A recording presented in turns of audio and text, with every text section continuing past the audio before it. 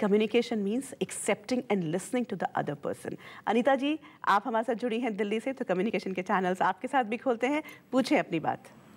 मेरी बेटी शादीशुदा है, उसका ना अपनी मदर इन लॉ के साथ कंपेटेबिलिटी बिल्कुल नहीं बैठती है।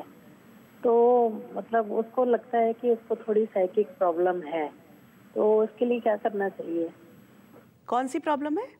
मतलब उसको ऐसे लगता है वो थोड़ी डिप्रेस रहती हैं, घर से बाहर नहीं जाती, घर के अंदर बैठी रहती हैं। Mother in law? हाँ, तो उसको अच्छा, आपकी बेटी का अपनी मदर इन लॉ के साथ अदरवाइज रिश्ता ठीक है? हाँ, बातचीत होती है? हाँ, वैसे ठीक है, बातचीत होती है, लड़ाई आपस में नहीं है? नहीं, लड़ाई आपस में नहीं है, मतलब जैसे एक नॉर्मल बिहेवियर होता है ना, वो नॉर्मल बिहेवियर नहीं है उसके साथ। तो आप अपनी बेटी से कहें कि अपनी मदर इन लॉ की दोस्त बने, उनको बोलने का मौका दे, इतनी खुद खुल जाएं कि मदर इन लॉ उनसे बात कर पाएं, यू नो। और हो सकता है इट कैन बी एक्चुअली एक बहुत बड़ी नींव डल सकती है एक ऐसे रिश्ते की जिसमें कोई किसी की मदद करता है। तो हो सकता है आपकी बेटी के हाथों आपकी मदर इन लॉ की जो परेशानी चल रही है वो सॉल्व हो पाए। तो आप अपनी बेटी को ये समझाएं कि अपनी मदर इन लॉ को खुलने का मौका दें, उन्हें बोलने का मौका दें। कुछ नहीं पता कि उनके जीवन में क्या क्या गुजरा है, और एक नई सी every time we are looking for newness. हम हमेशा हर बार ये कहते हैं कि हमें कुछ नया चाहिए, लेकिन हम अपने रिश्तों में नया क्यों नहीं ढूंढते? क्योंकि कभी भी मैं अभी जो हूँ और 10 मिनट पहले जो थी वो नहीं हूँ, मैं बदल चुकी हूँ। तो इसी तरह से अगर हम रिश्तों को एक्सप्लोर करेंगे, दूसरे की मदद करते करते, दूसरे को समझते समझते, मैं अपने आप को ज़्यादा अच्छा समझने लग जाता हूँ। तो न्यूनेस इसमें जाने, न्यूनेस इसमें ढूंढें। ये नहीं कि वो ऐसा है तो उसको हम लेबल करके वो वैसा ही रहेगा। एक बार ऐसा हुआ, उसके बाद अगली बार जब आपका इंटरेक्शन होगा वो ज़रूरी नहीं है कि वैसा ही होगा। दिल्ली से हमारे साथ ईशा जुड़ी हैं। जी Isha. Hello ma'am, my name is Isha and मेरे पेरेंट्स मुझ पर बिल्कुल ट्रस्ट नहीं करते हैं। जो हमेशा आजकल न्यूज आती रहती है, करंट न्यूज आती रहती हैं, उसको लेकर हमेशा पूछते रहते हैं कि तुम ये सब तो नहीं कर रहे हो। ईशा, सबसे बड़ी बात है कि ये आपके पेरेंट्स आपके ऊपर ट्रस्ट नहीं कर रहे, ऐसा नहीं है। ये आप अपने मन से निकाल दें। आपके पेरेंट्स को डर है समाज का, जो इस वक्त जिस माहौल में है हम, वो आपसे इसलिए पूछते हैं ताकि अपने आप को रीअश्योर करें कि मेरा बच्चा कहीं, क्योंकि सब लोग ये समझते हैं कि ये एक इम्प्रेशनेबल एज होती है। डेफिनेटली आपके ऊपर ट्रस्ट है तभी तो आपसे बात कर पा रहे हैं, नहीं तो वो आपसे सीधा क्यों पूछेंगे? आप एक बार मना कर देते हो, नहीं पापा मम्मा मैं ऐसा नहीं कर रही हूँ, तो वो मान भी तो जाते हैं ना।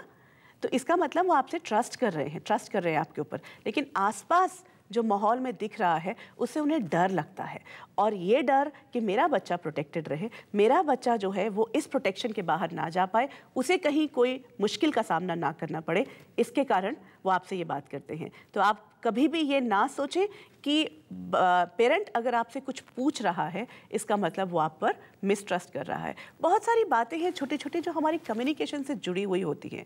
पेरेंट्स को भी समझने की बात है कि हम जो हैं वो सीधा बच्चे के ऊपर एक लेबलिंग कर देते हैं। देखा तुमने ये बात कही, तुमने ऐसा कहा, तुम भी ऐसे ही हो। हम ये नहीं याद रखते कि उस बच्चे के ऊपर बहुत बड़ा असर पड़ता है। लेकिन दूसरी तरफ बच्चों को भी ये देखना पड़ेगा कि क्या सचमुच माँ बाप हम पे शक ही कर रहे हैं या हमें लेबल ही कर रहे हैं। एक बार कह दिया उसके बाद हम उनसे बात जो है वो उसका नाता तोड़ देते हैं, तो ये नाता कभी ना तोड़े। नितेश जो है हमारे साथ नंदीग्राम से जुड़े हैं। जी नितेश। हेलो जी बताएं। मैम। जी हेलो। हाँ पूछे, मेरे को आवाज आ रही है आपकी। मैम मेरे मैथ्स में मार्क्स कम आते हैं। मैम मुझे मैथ्स में मेरे मार्क्स कम आते हैं। मैथ्स में आपके मार्क्स कम आते हैं? जी मैम। तो आप अगर आपके मार्क्स कम आते हैं, आपको अच्छा लगता है वो सब्जेक्ट? जी मैम। अगर आपको अच्छा लगता है वो सब्जेक्ट तो फिर मैथ्स में मार्क्स कम क्यों आते हैं? डर जाते हैं आप? जी मैम। तो पहले तो डर को हटाओ। अभी तो टेस्ट नहीं है ना आपका? जी नहीं मैम। जिस दिन टेस्ट नहीं हो उस दिन मैथ्स के पहले 10 सवाल घर पे बैठकर सॉल्व करो, फिर अपने आप से बात करो। अपने आप को एक सबसे बार बार हम कह रहे हैं अपने आप से बात करने की ज़रूरत है कि भाई तुझे डर क्यों लगता है। अगर मैं ये 10 सवाल सॉल्व कर पाया हूँ मतलब कि मैंने तैयारी की हुई है, मुझे फार्मूलाज भी आते हैं, मुझे सॉल्व करने के स्टेप्स भी आते हैं, फिर मैं क्यों डरता हूँ जब मैं एग्जामिनेशन हॉल में जाता हूँ। आपके सामने ज़रूर एक आएगा कि अगर कुछ कुछ बातें आएंगी आपके मन की, उनको ढांढस बंधाओ। कैसे आप अपने दोस्त को ढांढस बंधाते हो, कैसे आप अपने दोस्त को समझाते हो कि नहीं नहीं ये नहीं है, तुझे गलत लग रहा है, ऐसा नहीं है, तुझ में तो ये हिम्मत है, तुझे तो ये सवाल आता है, तुझे तो ये बात आती है। जैसे ही आप एक अपने साथ ऐसी कन्वर्सेशन करोगे डेफिनेटली आपके जो सारा डर है वो निकलने लग जाएगा। यू विल फील बेटर और फिर आपको किसी दोस्त का इंतज़ार नहीं करना पड़ेगा। वैसे कॉल मित्रा आपके साथ है, एक और कॉलर हमारे साथ जुड़ी हैं। जी हेलो हेलो। हाँ जी, मैं ये जानना चाहती थी कि मेरे दोनों बच्चे डरते बहुत हैं। उनको कहीं रूम में अकेले छोड़ के अगर हम किचन में काम करने जा रहे हैं तो वो लोग बहुत डर जाते हैं। वो अकेले रूम में नहीं रह सकते। अपने ही घर में एक जगह से दूसरी जगह जाने में उनको डर लगता है। दोनों इकट्ठे? नहीं, इकट्ठे नहीं, अलग भी हों चाहे इकट्ठे भी हों, कैसे भी हों, मतलब उनको डर लगता है ही रूम में अकेले। कितनी उम्र है उनकी? एक तो 10 इयर्स का है और एक 14 इयर्स का है। 10 और 14। आपको खुद को भी डर लगता है अंधेरे से? नहीं, ऐसी तो नहीं लगता। हाँ? नहीं, ऐसे डर नहीं लगता अंधेरे से, बट वो लोग तो बहुत डर जाते हैं। इवन लाइट चली जाए तो डर जाते हैं, और कोई नहीं हो रूम में तो वो लोग डर जाते हैं। अकेले वो लोग बैठ ही नहीं सकते हैं घर में, अकेले नहीं रह। जो 14 साल वाला बेटा है अपना, दोनों से अलग अलग बात करना शुरू करिएगा। आप उनसे एक बार जब नॉर्मल हो, जब आप प्यार से बातें कर रहे हो, कुछ अच्छा सा खिला रहे हो आप उसको साथ, तब आप उनसे पूछे कि जब अंधेरा होता है बेटा किस चीज़ का डर लगता है। एक अंडरलाइन डर होगा, या तो कहीं बचपन का उसका कोई बात है या कोई एक ऐसी चीज़ है। इसमें एक्चुअली इतना डरने की बात नहीं है। आप धीरे धीरे उसमें जब उससे बातचीत करेंगे, उसको उसके डर की उस अंडरलाइन उस पर लेकर आए, कॉज क्या है। जब तक हमारे पास कॉज नहीं होगा हमारे पास सोल्यूशन नहीं होगा। उसको या तो लगता होगा कि कोई भूत प्रेत है, या फिर ये लगता होगा कि कोई आके मुझे, आजकल छोटे बच्चों को ये भी बहुत डर लगता है कि कोई मुझे मार देगा। आप ये देखें कि वो टेलीविज़न पर क्या देख रहे हैं। टेलीविज़न पर वायलेंस देख रहे हैं, इवन इफ कार्टून है उसमें भी बहुत वायलेंस है। अगर वो टेलीविज़न पर कंटिन्यूसली ये चीज़ें देख रहे हैं तो उसकी छाप उनके सबकॉन्शियस पे है, और जैसे ही वो अकेले होते हैं वो सारी चीज़ें एकदम से सामने आने लगती हैं और वो डर जाते हैं। तो आपको ये देखना पड़ेगा कि सारे दिन में वो क्या क्या चीज़ें देख रहा है टीवी पर, और उसका उसके मन पर क्या असर पड़ रहा है। तो आप जिस दिन ये थोड़ा सा भी काम कर लेंगी और थोड़ी सी भी हिम्मत की कहानियाँ उसको सुनाएंगी, बिना उसको ये बताए हुए, बार बार आप उसको ये मत बोलो बेटा डरो नहीं डरो नहीं, उससे उसका रीइंस्टेट हो जाता है कि हाँ मैं डरता हूँ। तो जैसे जैसे आप उसके साथ इस बारे में बात करती जाएंगी उनका डर निकलता जाएगा। कुरुक्षेत्र से हमारे साथ जुड़ गई हैं रमा जी। जी रमा जी बताएं। जी हेलो जी जी, मैं अपने बेटे की है। हेलो जी, मुझे आपकी आवाज़ क्लियर नहीं आ रही। मेरी बेटी 16 साल की है। तो जी मैं उससे एज ए फ्रेंड अपनी हर बात शेयर करती हूँ, और मैं चाहती हूँ कि एज ए फ्रेंड मेरे साथ हर बात शेयर करें।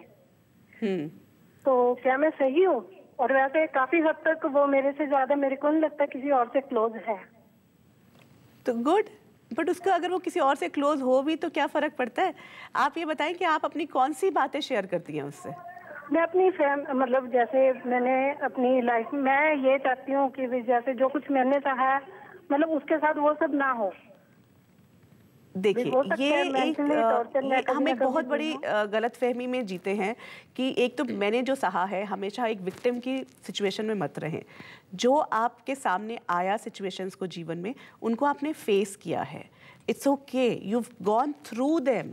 उसको वहीं भूल जाएं, वो निकल चुका है, वो वक्त गुजर गया है। उस वक्त को बार बार आप चाहे अपनी बेटी के साथ शेयर करें, चाहे आप अपने बेटे के साथ शेयर करें, चाहे आप अपने साथ शेयर करें, आप उसको दोबारा जी रही हैं। एक बहुत इंपॉर्टेंट बात ये है। तो अगर आप सचमुच में चाहती हैं कि आपकी बेटी उससे ना गुजरे, तो उसके साथ ये वाला जो गुजरा हुआ वक्त है वो नहीं शेयर करें, क्योंकि वहाँ पर उसको कोई प्राप्ति नहीं होने वाली है। वहाँ से वो कुछ नहीं सीखेगी, वहाँ से वो सिर्फ आपको सिंपैथी देगी। देगी और आप उसकी सिंपैथी के भागीदारी मत बने।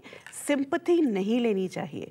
Sympathy is a negative emotion. We have to realize हम हर एक से सिंपैथी मांगते हैं, उसकी कोई ज़रूरत ही नहीं है। आप ये मांगे कि वो आपको समझे, आपकी बात को समझे। तो उसके साथ ये मत शेयर करें। शेयरिंग डज नॉट मीन कि मैं अपनी पेन उनके साथ शेयर करने लग जाऊं, क्योंकि जो पेन है वो आई हैव टू अंडरस्टैंड ये मैंने क्रिएट की है। तो आपका बच्चा तब सशक्त होगा जब आप उससे वो बातें करेंगे जिसमें आपने जीत पाई है, जो आपके जीवन के सुखद पल थे, और धीरे धीरे वो भी आपके साथ बातें शेयर करने लग जाएगा जब आपको देखा गया कि आप एक विनर हैं। हमारे साथ दिल्ली से एक और कॉलर जुड़े हैं। जी हेलो। हेलो जी मैं सरोज बोल रही हूँ। हेलो। हाँ हेलो जी बताएं। जी मैं अपनी बिटिया के बारे में पूछना चाह रही थी। हाँ पूछे। जी वो किसी से वो है अटैच, और वो मुझे बताती नहीं है और मैरिज के लिए तैयार नहीं हो रही है। कितनी बड़ी है? जी वो 29 हो चुकी है। 29 हो चुकी है और अभी प्रोफेशन में है, किसी जॉब कर रही हैं? हाँ काम में जी है। काम कर रही है और आप ही के साथ रह रही हैं? जी हाँ मेरे साथ ही रही है, सारी बातें शेयर करती है, लेकिन बस वही बात शेयर नहीं करती। और शादी की जब भी बात करो तो वो मतलब उल्टा बोलती है। फिर क्या उल्टा बोलती है? मतलब कि इस बारे में मुझसे बात ना करो। हाँ तो आपको उनसे पूछना पड़ेगा कि क्यों बात ना कर। और आपकी 29 साल में आपको कहीं ना कहीं कुछ तो फील हुआ होगा कि उनके जीवन में क्या उतार चढ़ाव आए हैं। आप चलिए 29 साल में जो भी हुआ हो, अब अगर बेटी आपकी आपसे क्लोज हो गई है, थोड़ी सी बंद कर दिया है उसने आपसे एक बात पे बात करना, उसको थोड़ा वक्त दो।